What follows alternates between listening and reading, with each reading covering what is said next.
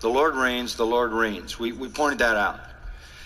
And it is the Lord who determines kingdoms. It is the Lord who determines rulers. It is the Lord who takes authority over things. And in the earliest and purest form of the theocratic kingdom, the death penalty was in place for the taking of a life and even for teenage rebellion. I mean, there are a number of things that called for the death penalty. And God lays that out. And that is the absolute law. But even in the life of Israel, it didn't take very long until God began to demonstrate mercy. And you have the absolute character of the law starting in the 9th chapter of Genesis, which essentially said, he who sheds man's blood, by man shall his blood be shed. That's capital punishment. Jesus affirms it in the New Testament to Peter when he says, if you live by the sword, if you kill anybody with that sword in the garden, you're going to lose your life. And he affirmed the death penalty. That is the absolute exaction of the law. But throughout the history of the Old Testament, God demonstrated mercy. And then God even presents himself, for example, to Moses in the Mount as the God who is merciful and demonstrates loving kindness to generations. So that would be the absolute position of the law. And in that sense, valid. But even God himself allowed for mercy even within Israel throughout history, because he reigns and he determines who rules and how they rule. Another way to look at it is that execution for sin would be the picture of what every sinner deserves and would be justice.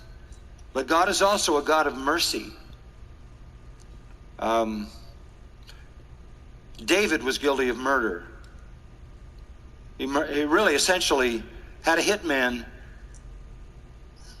take out the life of Uriah so that he could commit adultery with his wife. Adultery was punishable by death, and murder was punishable by death, and yet David cried out to God in remorse, Psalm 32, Psalm 51, and was spared and used by God, and is known as one who loved God and wrote all the magnificent Psalms. So while on the one hand, we affirm that as absolute law, we understand that if God allows in a society for that to be set aside for a time, such as in our society, where if someone's given the death penalty, it's years and years and years and years before they're executed, if they ever are, that in itself is a mercy.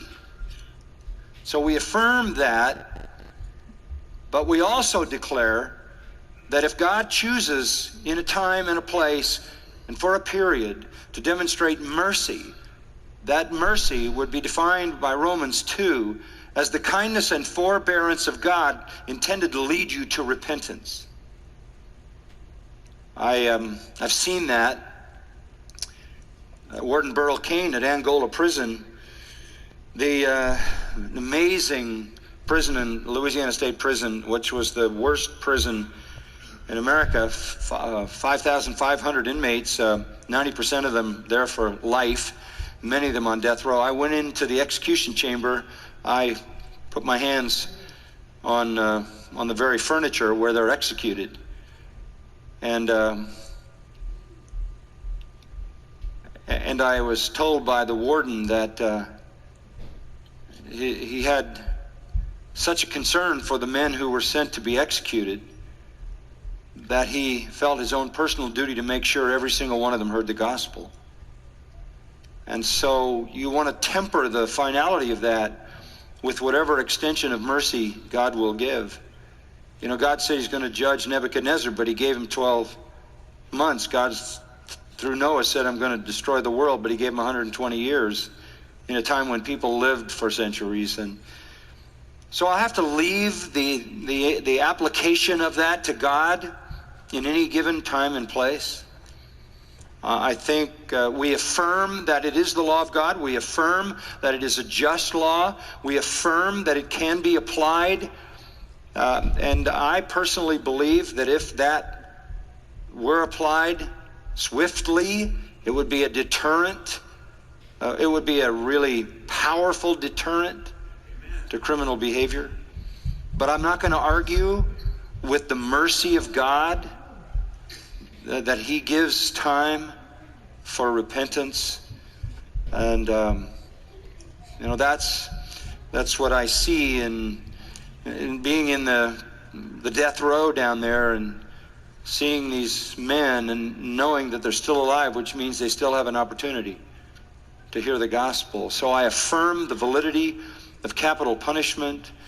I think there are some people unequivocally who, should justice prevail, would lose their lives. But I also understand the mercy of God, and he orders society the way he does. The tragedy of tragedies is that the longer those men live and reject the gospel, the worse their punishment will be. But that's in God's hands. So we affirm capital punishment, but we also want to extend mercy as God chooses to extend that mercy, okay?